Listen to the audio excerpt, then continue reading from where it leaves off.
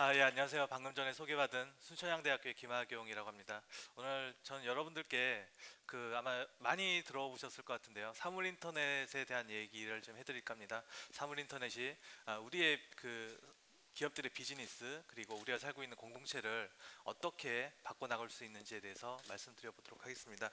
시작에 앞서서 간단하게 동영상을 하나 보고 시작을 하겠습니다. 우리는 단순히 냉장고를 바꾼다 생각했다.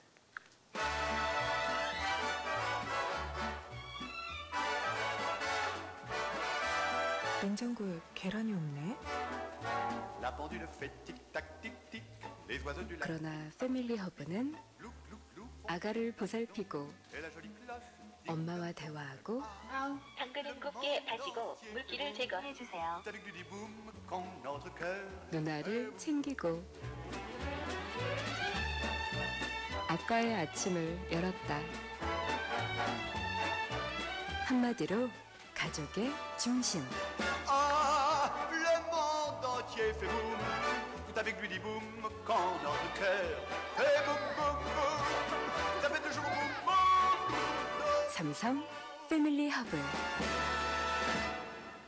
예, 뭐 이 동영상을 이 TV 광고를 보신 분들도 계실 것 같고요. 아니면 최근에는 좀 비슷한 다른 광고가 나오고 있는데요. 아마 비슷한 광고를 보신 분들이 계실 것 같습니다. 옛날 같으면 이 냉장고 광고를 하게 되면 우리 냉장고는 뭐 이렇게 음식을 신선하게 보관합니다. 아니면 우리 냉장고는 전기를 덜 먹습니다. 아니면 우리 냉장고는 굉장히 조용합니다. 이렇게 기능적인 특성을 많이 강조를 했는데요. 요즘은 좀 상황이 달라졌습니다. 앞에 보시는 것처럼 뭐죠? 뭐 냉장고에 하나의 TV, 일종의 이제 스마트폰 같은 게 달려 있어서 냉장고를 통해서 생활 정보도 확인하고요. 요리 레시피도 다운받고 뭐 사진도 공유하고 메시지도 공유하고 굉장히 다양한 일을 할 수가 있습니다.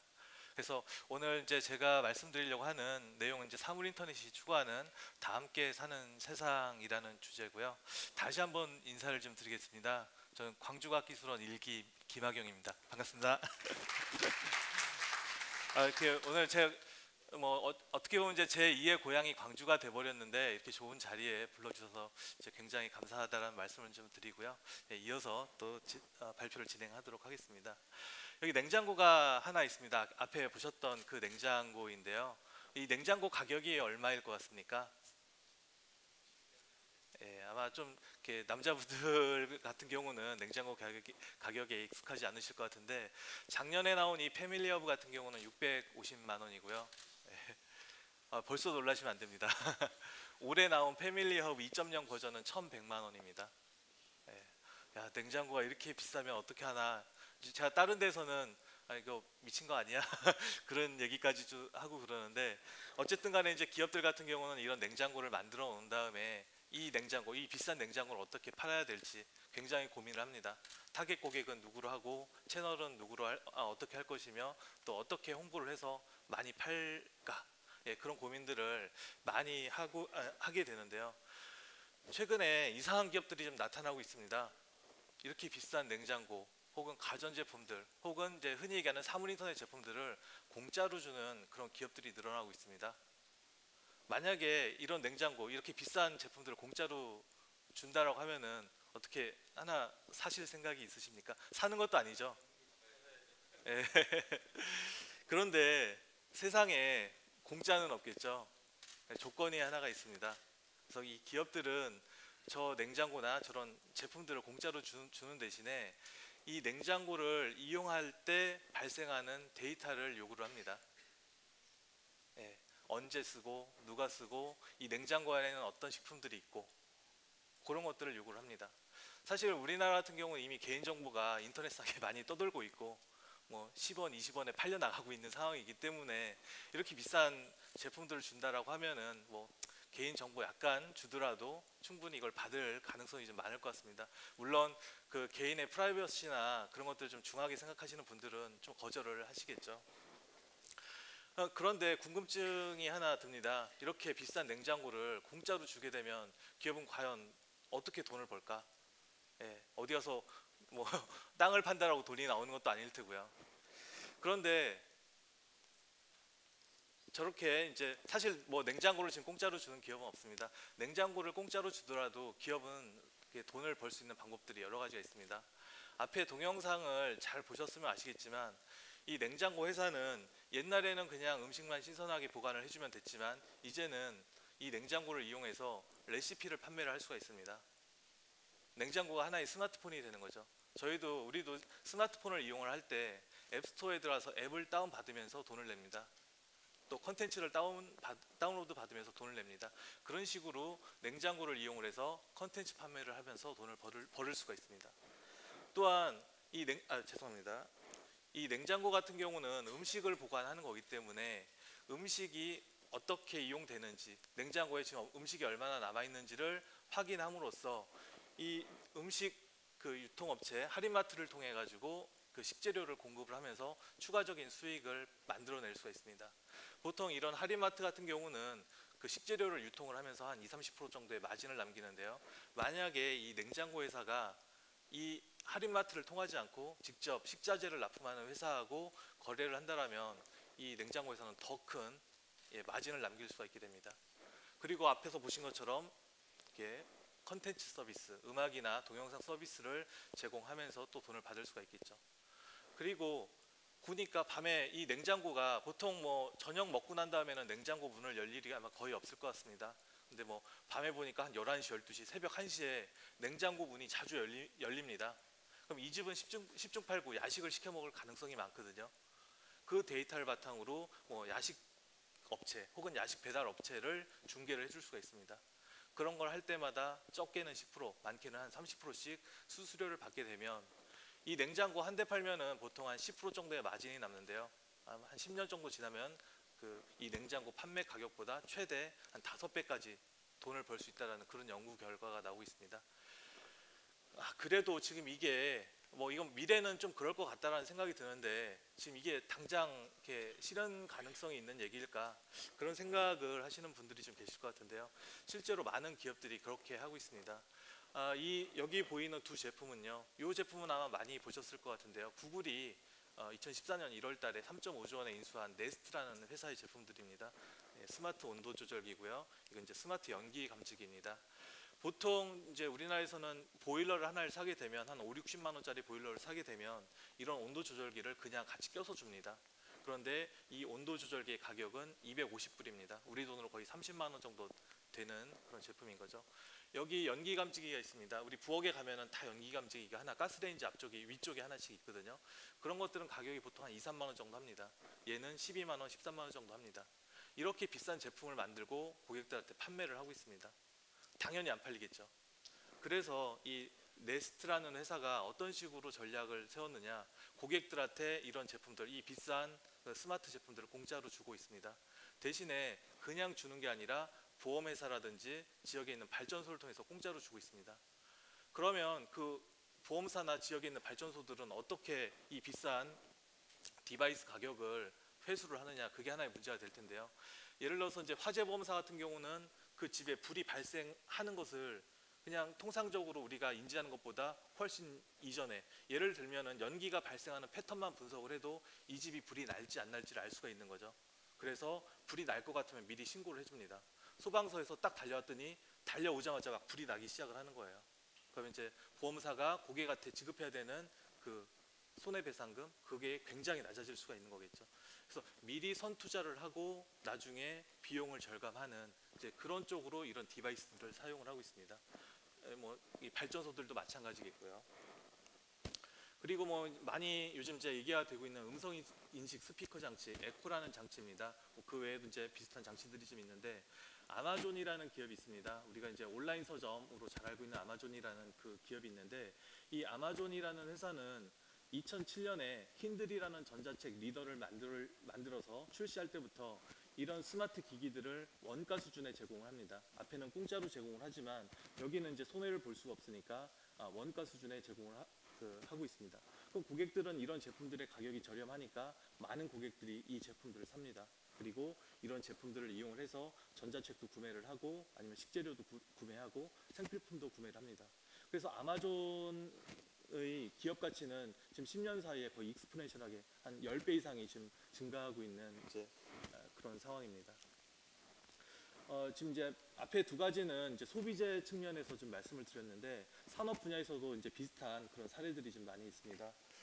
여기 보이는 이 회사는 독일의 캐세르 콤프레소렌이라고 하는 공기 압축기를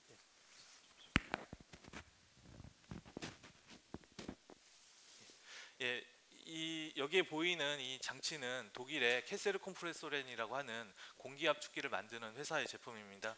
일반적으로 기업을 운영하시는 분들은 좀 잘 아시겠지만 어떤 생산 설비를 증대할 때 좀 고민이 됩니다. 비싼 이 시설을 들여와야 되고요. 그럼 일시에 커다란 돈이 나가는 것도 문제고요. 그 다음에 이런 장비를 도입해 놓게 되면은 저 장비를 운용하고 관리할 사람이 또 필요하게 됩니다. 계속해서 이 장비에 대한 돈들이 많이 발생하게 되는 거죠. 또 하나 문제가 있습니다. 이 장비를 들여왔는데 경기가 안 좋아서 이 장비를 제대로 활용을 못하는 겁니다. 그럴 때는 이제 타격이 좀 굉장히 심각해지겠죠. 그런데 이 캐세르 콤프레소렌이라는 회사는 고객이 이 구매 의뢰를 하게 되면은 고객사를 방문을 한 다음에 그 고객사의 적절한 규모의 공기 압축기를 무상으로 설치를 해줍니다. 그리고 이용하는 만큼 돈을 받아냅니다. 예를 들면은 1 입방미터를 압축하면은 뭐 1달러, 뭐 10 입방미터를 압축하면은 뭐 10달러, 뭐 그런 식으로 돈을 받아내는 거죠. 그게 가능한 게 모든 이런 산업시설들 같은 경우는 이런 장비를 얼마나 이용했는지를 알려주는 그 사용량을 측정하는 센서들이 다 들어가 있는데 그동안은 그 사용량을 알 길이 없었습니다. 그런데 이 장치가 인터넷에 연결되고 캐세르 콤프레소렌이라는 회사에 연결되다 보니까 회사 사무실에 앉아서 어느 기업에 어느 장치가 얼마만큼 이용되고 있는지를 알아낼 수가 있는 겁니다. 그래서 이용량을 기반으로 비용을 청구를 할 수가 있고요. 또 그러다 보니까 이 장치의 특정한 부품들이 얼마나 마모가 됐고 어떤 부분에 동작이 좀 문제가 있는지 그걸 알아낼 수가 있습니다. 그래서 원격으로 이 동작이나 고장을 진단한 다음에 관리 서비스를 제공해 줄 수가 있습니다. 뭐 이거는 캐세르 콤프레소렌만의 이야기가 아니라 많은 기업들이 이런 식으로 지금 비즈니스를 바꿔나가고 있습니다. 이런 게 가능해지는 게 앞에서도 말씀드렸듯이 사물인터넷 기술 때문입니다. 사물인터넷은 컴퓨터가 연결된 것을 인터넷이라고 하는 것처럼 다양한 사물들이 인터넷에 연결된 것들을 사물인터넷이라고 합니다. 그래서 많은 분들은 인터넷에 연결되는 장치를 만들면 그게 사물인터넷 비즈니스다라고 생각을 하시는데 앞에 보시는 것처럼 지금 사물인터넷 비즈니스는 전혀 다른 양상으로 전개가 되고 있습니다. 사물인터넷에서 핵심은 기본은 연결하는 거지만 핵심은 연결하는 데서 발생하는 데이터입니다. 데이터라는 것은 그 디바이스의 상황을 이해할 수 있도록 도와주는 그런 역할을 하는 거죠. 그리고 그렇게 디바이스나 그 디바이스가 있는 곳에 대한 상황을 이해하게 된다면 새로운 가능성이 열리게 됩니다. 앞에 소개해드렸던 선진 기업들은 그런 가능성을 지금 제일 잘 이용하고 있지 않나 그런 생각이 듭니다. 저 사물인터넷 기술은 뭐 앞에서도 설명드린 것처럼 이제 기업들이 비즈니스하는 양상을 바꿔놓고 있습니다. 여기 보이는 거는 우리가 흔히 사일로라고 하는 겁니다. 곡물창고 뭐 이렇게 얘기를 하는데요. 하나의 산업 분야, 인더스트리 버티컬이라고 이제 표현을 합니다. 그런 특정한 산업 분야를 나타낼 때 많이 사용합니다. 예를 들어서 이제 냉장고 사일로라고 하면은 냉장고 시장에서는 LG전자, 삼성전자 혹은 기타 냉장고를 만드는 제조사들끼리 경쟁을 합니다. 여기 뭐 할인마트 사일로라고 하면은 뭐 홈플러스 이마트, 뭐 롯데마트 그런 동종의 그 경쟁자들끼리 경쟁을 하게 되는데요. 이제는 좀 상황이 달라졌습니다. 앞에서 보셨듯이 냉장고를 판매하는 회사가 이제 할인마트 회사하고 경쟁을 할 수도 있는 상황이 돼버렸고요. 컨텐츠를 판매하는 회사하고도 경쟁을 할 수가 있게 됐고요. 야식 배달을 하는 회사하고도 경쟁을 하는 그런 상황이 돼버렸습니다. 그래서 사물인터넷 시대는 비즈니스의 패러다임이 이렇게 바뀌게 됩니다. 버티컬이 없어지는 거죠. 이제 허리전털이 돼버리는 겁니다. 하나의 시장에서 모든 플레이어들이 서로 경쟁을 하는 이제 그런 시대로 바뀌게 되는 겁니다. 과거보다 그 비즈니스를 하기가 더 어려워진 그런 이제 세상이 돼버렸습니다. 그럼 이런 세상에서 어떻게 해야지 기업들은 살아남을 수가 있을까요? 기존보다 더 열심히 노력을 하고 잠을 줄이고 경쟁자를 깎아내리고 뭐 연구 개발을 하고 그래야 될까요? 물론 그런 노력들도 필요하겠지만 제가 생각하는 건 좀 다릅니다. 서로 협력을 해야 된다는 겁니다. 비즈니스와 비즈니스가 연결돼야 된다는 거죠. 앞에 보여드렸던 것처럼 냉장고가 할인마트의 경쟁 상대가 될 수도 있지만 제휴 상대가 될 수도 있습니다. 냉장고가 야식 배달 업체의 경쟁 상대가 될 수도 있지만 제휴 상대가 될 수도 있다는 거죠. 왜냐하면 냉장고 회사는 야식 배달 비즈니스를 잘 할 수가 없습니다. 마찬가지로 야식 배달을 잘 하는 회사들은 냉장고를 잘 만들 수가 없기 때문입니다.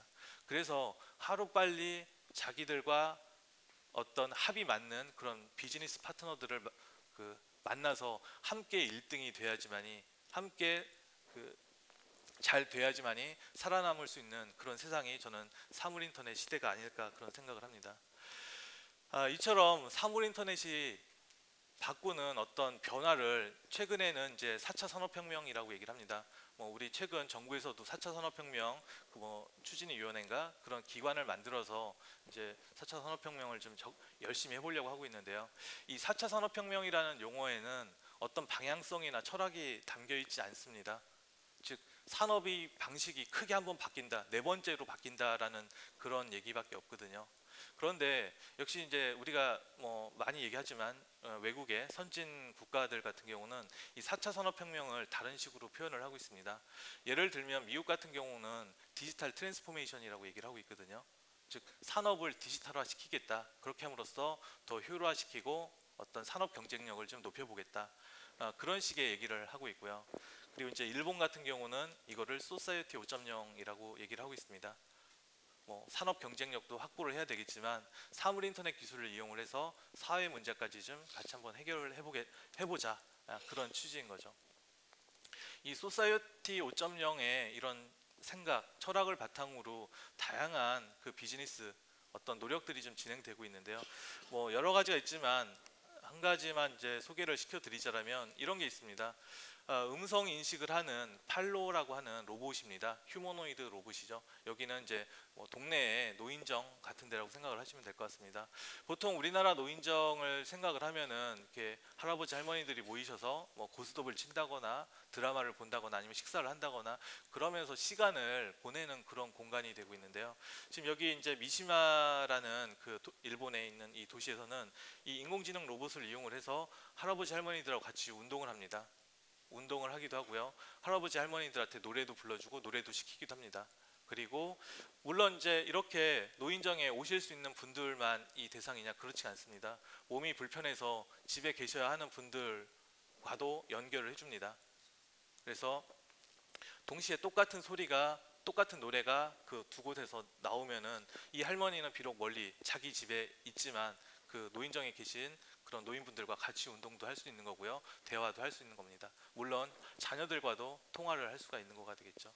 그리고 이제 이 인공지능 로봇 같은 경우는 단순히 이렇게 음성으로 대화하는 것뿐만이 아니라 그 안에서 그 일종의 문진을 하게 됩니다. 할머니 오늘 아침은 뭘 드셨어요?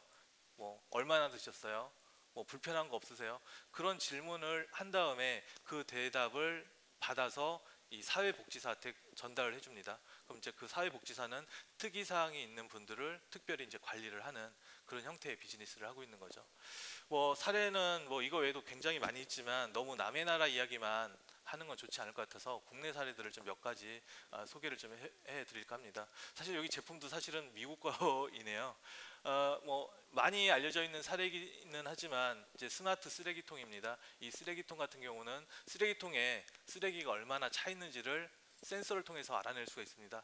굉장히 간단한 방법이거든요. 그렇죠. 쓰레기통 뚜껑에다가 초음파 센서를 설치해 놓으면 쓰레기까지의 거리를 가지고 얼마나 차 있는지를 알아낼 수가 있습니다. 그걸 알아낸 다음에 쓰레기 수거 업체한테 그 정보를 알려줍니다. 그러면 쓰레기 수거 업체는 지금 어디에 있는 쓰레기통을 청소하고 그 다음에 어디를 가야 되고 이렇게 수거 스케줄링, 라우팅을 할 수가 있게 되는 거죠. 사실 이게 많은 분들은 이거 쓰레기를 이렇게 넘치지 않도록 하면은 도시가 좀 청결해지겠다, 그런 관점에서만 생각할 수도 있는데요.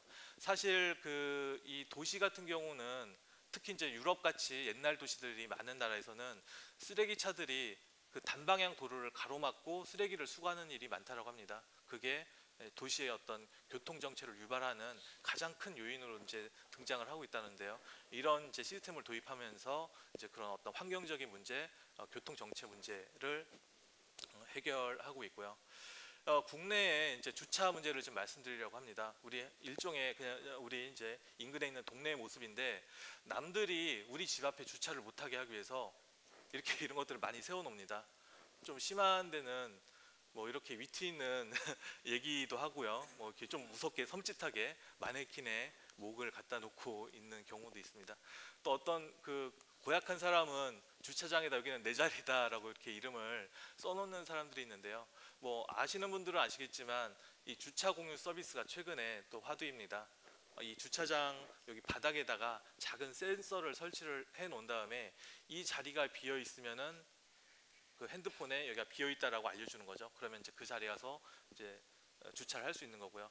뭐 센서가 없는 경우도 핸드폰 앱을 이용해서 지금 내 주차 구역이 비어 있으니까 나는 저녁에 8시 정도에 올 거니까 그때까지 써도 좋다라고 이렇게 안내를 공개를 하게 되면은 주차가 필요한 사람은 그 자리에 약간의 비용을 내고 주차를 할 수가 있는 겁니다. 그런 식으로 이제 주차 공유 서비스를 많이 진행을 하고 있고요. 실제로 아까 잠깐 말씀드렸는데 도시의 교통 혼잡 문제의 30%는 주차장을 찾아 돌아다니는 차들 때문에 발생한다라고 합니다. 그래서 이런 식으로 하게 되면은 주차 문제를 해결하는 데 큰 도움이 될 거라고 생각을 하고요.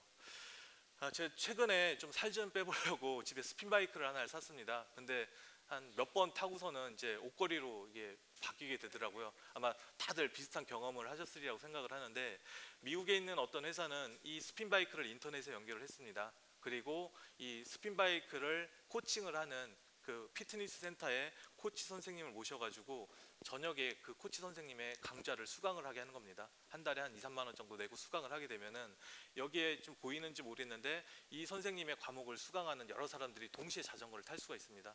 그럼 더 재밌게 탈 수도 있고요. 자전거를 타면서 대화도 할 수 있고 이 선생님이 왜 거기 아무개씨 왜 열심히 안 타세요? 뭐 그런 게 뭐 가이드도 해줄 수 있고 뭐 그런 형태로 좀 이런 자전거도 이제 스마트하게 할 수가 있고요. 이거는 사실 별거 아니라고 생각할 수 있을지 모르겠지만 지금 대부분의 사람들이 각자 운동을 하는 그런 추세로 좀 바뀌고 있는데요. 뭐 이런 게 도입되면 굳이 공동으로 운동할 수 있는 그런 공간이 없더라도 충분히 같이 운동도 하고 친목도 다질 수 있는 그런 사회가 되지 않을까 하는 생각을 합니다. 부산에 앞에서도 이제 사회적 기업을 하시는 대표님께서 나와서 발표를 해주셨는데 부산에 이제 그 바이맘이라고 하는 사회적 기업이 있습니다. 그 기업은 여기 보이는 그 실내용 난방 텐트를 만드는 회사입니다. 독거 노인들 같은 경우에 뭐 어떤 그 보조금이 좀 지급되고는 있지만 그 돈을 아끼기 위해서 난방을 안 하시는 분들도 계시고요. 또 난방할 만큼 충분한 지원을 받지 못하시는 분들이 좀 많이 계시는데 그런 분들을 위해서 이렇게 1인용 실내용 난방 텐트를 만들어서 공급하는 그런 일을 하고 있습니다. 초기에는 좀 어려웠지만 최근에는 많은 지원이 좀 있어서 그래도 좀 사업이 잘 된다고 합니다. 근데 이제 이 기업이 최근에 고민을 하는 게 하나가 있습니다. 이제 할머니 할아버지들을 따뜻하게 해드리는 건 좋고요. 이제 외롭지 않게 해드리자라는 생각을 가지고 있습니다. 그래서 지금 이제 사물 인터넷 기술을 여기에 어떻게 도입을 하면은 앞에 일본의 사례에서 보신 것처럼 할머니들하고 대화를 할 수도 있는 거고요. 할머니들의 건강 상태를 원격에서 확인할 수도 있을 것 같고요. 그런 노력을 하고 있는 기업이 있습니다.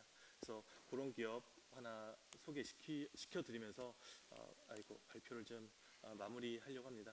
많은 분들이 앞에서도 말씀드렸지만 사물 인터넷은 디바이스를 인터넷에 연결하는 그런 기술이라고 생각을 합니다. 하지만 그런 관점으로 어떤 시장에 접근을 했을 때는 성공을 하기가 굉장히 어렵다고 생각을 합니다.